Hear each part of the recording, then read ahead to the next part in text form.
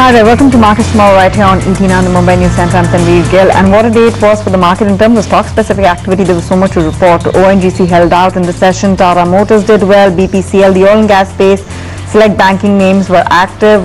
Among the laggards, you really had telecom and IT, which were taking a bit of a back seat. But we'll talk about that and more as we go along in the show, and also important earnings to watch out for in tomorrow's session. But let's do a quick recap of the top stories that we were following from the markets desk today. And the Nifty shut above 8,700. PSU banks, autos, oil and gas led sectoral gains, while IT witnessed heavy selling. Small cap index outperformed the benchmark, closed at a record high. Wipro logged steep losses in trade after the software exporters' Q3 guidance dampened investor sentiment. Quarterly profit met expectations. Management cited lack of demand for the pressure on earnings. Mindtree also followed larger peers to hand in a dismal report card for the second quarter. Stock hit a 52-week low after dollar revenue slumped 3%, while margins took a massive hit on the back of pricing pressure. ONGC hit 52-week low, actually high, on news that the management could be considering a bonus issue. The stock was up 4.5% at 292. The matter, of course, comes up before the board on 27th October. That was, of course, the top Nifty gain in the session as well. Goldman Sachs upgraded ICICI Bank. The global brokerage upgraded stock to buy from neutral. Believes that reduced exposure to SR Group following its mega Russian deal, coupled with an improving balance sheet, could lead to a re-rating. Meanwhile, reports suggested that the pound appreciation post the Brexit has almost wiped out the entire pension deficit for Tata Steel's UK operations. The steel giant's pension liability has fallen by as much as 5,300 crores. Singh brothers may put Religear's NBFC arm on the block in a bid to tide over the cash crunch. Reports suggest that corporate services and PE giants including Blackstone, Bearings Asia and TPG have been approached. Religear Finvest, that's the name of the company put on the block, is expected to be valued at around 5,500 to 6,000 crores. That's a quick roundup because this piece of news kept Religear Enterprises, I beg your pardon, in focus up about 1%. We'll make sense of the markets as always with our guests. Sanjay Datta of Quantum Securities joins us, so does Dipan Mehta, and we also have Amar Singh of Angel Broking talk about the technicals. Good evening to both of you. Amar Singh, I'll start off with you. Do you think that the market will be range bound, or will there be Diwali cheer which can take us to beyond 8,700? Overall, if we look at the markets, we have seen a pullback since last week from 8,500 levels. We've seen a pullback, and the markets trading around 8,700 levels. But technically, in the short term, 8,740, 8,750 is a level to watch out for. That is a short-term resistance. Once that is taken out, yes, then we could see a rally headed towards 8850, 8860. The undertone definitely remains bullish, and what we saw last week was also a short covering, and also technically that was a major support around the 100-day moving average. And globally also we witnessed the same trend. So yes, any correction should be used as a buying opportunity, but it has to be more of a stock-specific action that that needs to be taken into account. Okay, Dipan, your own sense. Do you think Diwali could bring cheer for the markets, and we could be talking all-time record highs once again?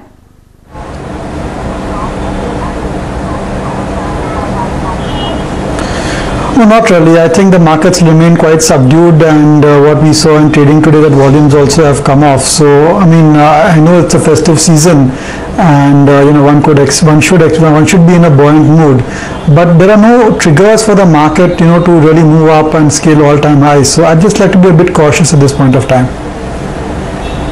Dipan, shubh bolo around Diwali time. I mean, you can always give some sort of encouragement to our viewers that things will look up, at least in the initial part of the year. But I get your point largely. Well, this is a secular long-term bull market. Okay. Yeah. So that's. This is a secular long-term bull market, and we're just in the middle of one Diwali. Yeah. Yes. Please carry on, Dipan. Make your point.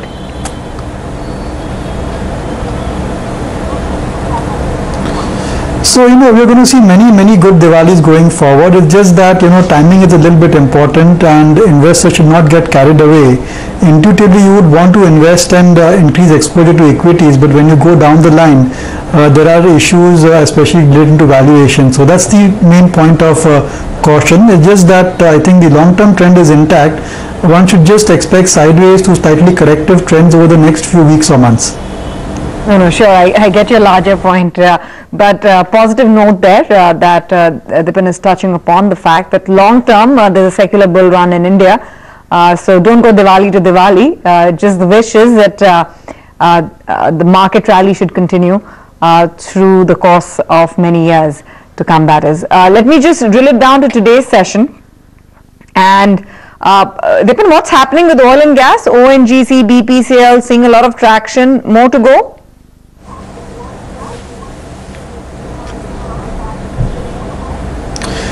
Yeah, I think they are seeing a nice trading bounce at this point of time. They've been able to, especially the oil marketing companies, have been able to wipe out the subsidy completely and are witnessing decent volume growth.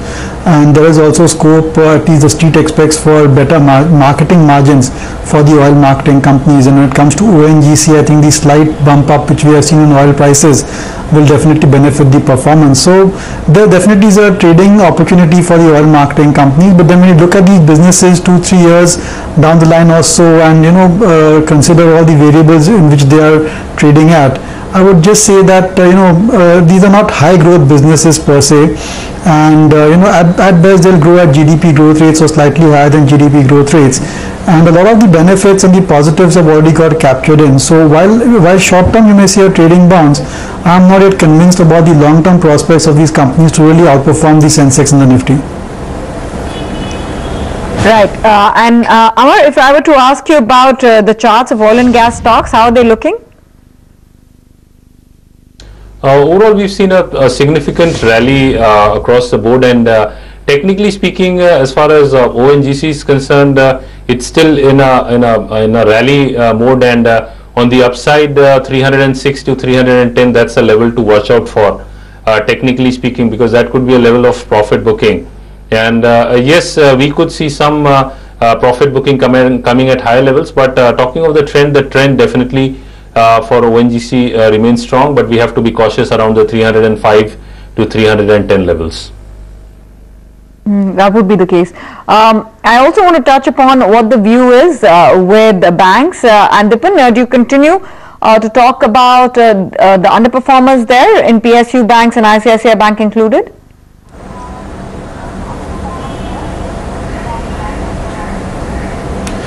Again, over there, I think as far as corporate bankers like the PSU banks and ICICI and Axis are concerned, I think that certainly there's a trading opportunity over there.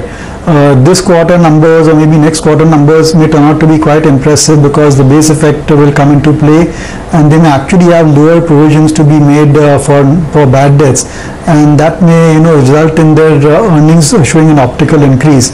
But by and large, these corporate banks, PSU banks, have been losing market share to the new generation private sector banks and the NBFCs as well. So again, over here also short term looks positive, but long term I think clearly they are not able to generate the kind of credit growth or the liability side growth rate which the other private sector banks have been able to demonstrate. So we like to be a bit cautious, and maybe at every rise look at shifting away from the PSUs and the corporate banks into the new generation private sector banks like say Yes Bank or IndusInd Bank or Kotak or DCB for that matter, or in some of the NBFCs which are say in housing finance or microfinance or even auto finance for that matter. Okay, gentlemen, we'll take a break right now. As we do so, hear out Sanjay Dutt of Quantum Securities outline his view in the markets. When we come back, it's full focus on how to approach individual earnings, and there are a slew of them slated in tomorrow's session in the coming week. We'll talk about that when we come back. What markets are correctly doing right now is just a consolidation phase. They try to get a sense of the earnings because earnings are a little spotty at this point of time. One is not too sure whether the private sector recovery is on the correct path. The reason I use private sector recovery because we are seeing a good amount of spending be done by the government on various schemes, whether it's roads and other infrastructure places, but private capex cycle is still nowhere to be seen to be turning up. Earnings, US elections, all these events will be out of the way in the next 2 or 3 weeks, and the markets would then take a definite direction and probably a very good breakout on the upside. So these kind of companies are going to churn out big numbers right through over the next 4 to 5 years as the massive India expenditure, the India capex and the India rollout begins. So engineering companies, capital good companies, I think those are broad themes that I'm going to bet on.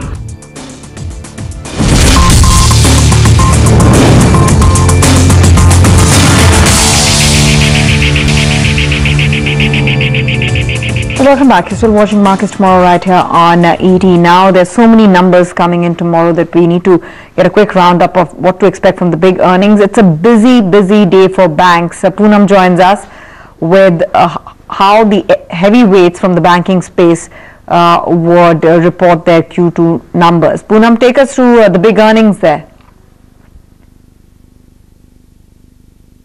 We have 3 earnings. It's Kotak, Axis as well as HDFC Bank, and all 3 of them would be reporting very divergent numbers. Axis first, in fact, do expect weak quarter for Axis Bank. A profit of 1614 crore is likely, which is a contraction of nearly 16%, although the NII growth would be still fairly okay around the 12% mark.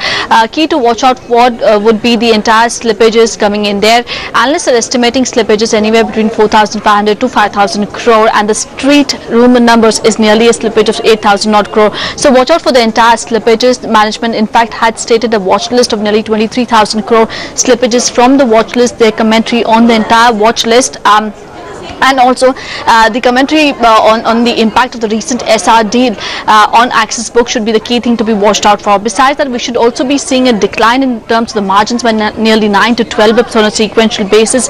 Provisions would remain high, but some respite coming in from trading gains should be supporting the overall profitability there. But still, pretty much a contraction is likely on the profit front on account of higher slippages.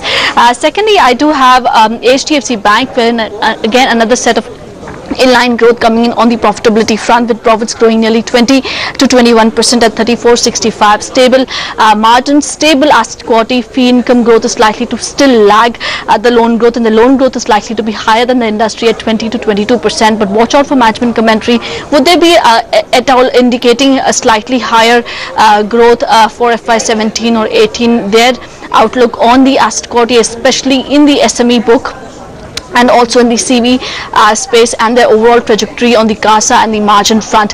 Lastly, this Kotak Bank, wherein they would be reporting the numbers, and do know that it is not strictly comparable on a YOY basis, because second quarter last year did have high integration expenses. So the profits on the standalone basis should be growing somewhere around 35% at 770 crore, but the consolidated profit should be growing at nearly 20% at 1150 crore. Stable margins again during this quarter. Fee income growth as well as CASA growth is likely to be high post the recent integration that is already over since the last 1 year. Asset quality is also likely to be fairly stable, but watch out for management commentary here, especially in terms of the entire asset quality, their loan book growth, especially the entire guidance now on the balance sheet, CASA margins post the entire over 1 year of integration now, and also of course their the contribution coming in from the subsidiaries.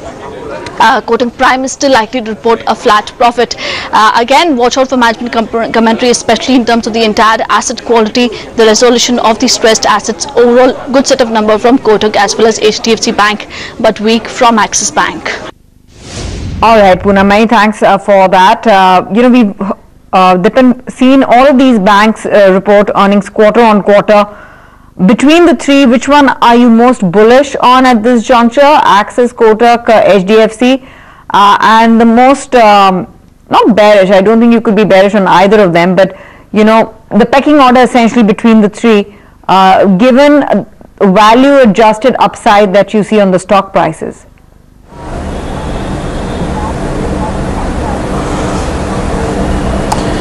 So I think clearly the likes of Kotak Bank and IndusInd Bank, Yes Bank are for the long-term investors. They are on the expensive side, but they have consistently delivered growth and a secular growth mode. But Axis Bank and ICICI Bank, to an extent, I think I should expect some positive surprises from them. Maybe if not in the numbers, then definitely in the commentary or their outlook going forward, which is why I feel that the corporate banks ICICI and Axis could provide a trading bounce and a trading opportunity over the next few weeks or so while the earnings season is underway. And that basically is summarizes our view on the banks per se. So I would just like to wait for the numbers to come out and then take a more longer term view on say ICICI or Axis Bank for that matter. Right, and what is your target on ICICI Bank, Dipin? Because it seems like after that 15% move last week, the stock is paving the way for more upside, doing that catch up to the other larger peers within the private banking space. I think depending on the news flow and the quarterly numbers, I think 5-10% increase from these levels also cannot be ruled out, and same for Axis Bank as well. Okay, Dr. Reddy's is also going to be coming out with numbers, and Darshan had done a quick run through on what to expect from the earnings. Let's first get Darshan in to talk about the preview. Darshan. See, it's going to be a rather subdued quarter for Dr. Reddy's, because if you're seeing the estimates that are coming out, it will be a degrowth across all the verticals for Dr. Reddy's. Sales down almost 12%, profit actually falling in by more than 50%, and a decline as far as the EBITDA margin is concerned by almost 10 percentage points. Overall, if you're looking at it, there will be a degrowth both on the global generics, which is their majority, from which majority of their revenue comes in, and PSAI segment is rather weak for the past few quarters, and that will continue to remain weak. So apart from India, as far as geographies is concerned, which will show a growth, most of the other geographies will show a degrowth. We are seeing the North American markets fall 10%, 20% fall as far as Europe is concerned. Russia CIS down over 10%, and the other markets like Venezuela and all will be down over 50%. Mainly, if you're looking at it, lack of new product approvals, lack of new launches, a lot of competition in some of the products will impact their US business. They've launched couple of new products that should help a quarter-on-quarter basis. So sequentially, Dr. Reddy should be doing much better than what it was over a year-on-year basis. New traction outside US is something that you are watching out for. Remediation expenses over last quarters will decline, and interest cost will increase this time around because they have bought in a lot of Teva portfolio. For that, they will have to pay a lot of interest as far as some of their debt is concerned. But overall, on a year-on-year basis, expect a rather subdued or weak quarter, but you have to watch out on a quarter-on-quarter basis. Dr. Reddy's could possibly surprise the street. Okay, thanks for that, Darshan. Amar, a quick view on Dr. Reddy's, the stock, as well as your ideas to help viewers approach trade tomorrow. Yeah, overall, looking at Dr. Reddy's, yeah, definitely technically also the stock is not going anywhere, and higher levels. Sorry, but thanks very much for joining us and giving us your perspective and insights to our viewers. Sorry about that, Amar. I just want to mark those flashes on your screens. Tata Sons replaces Cyrus Smith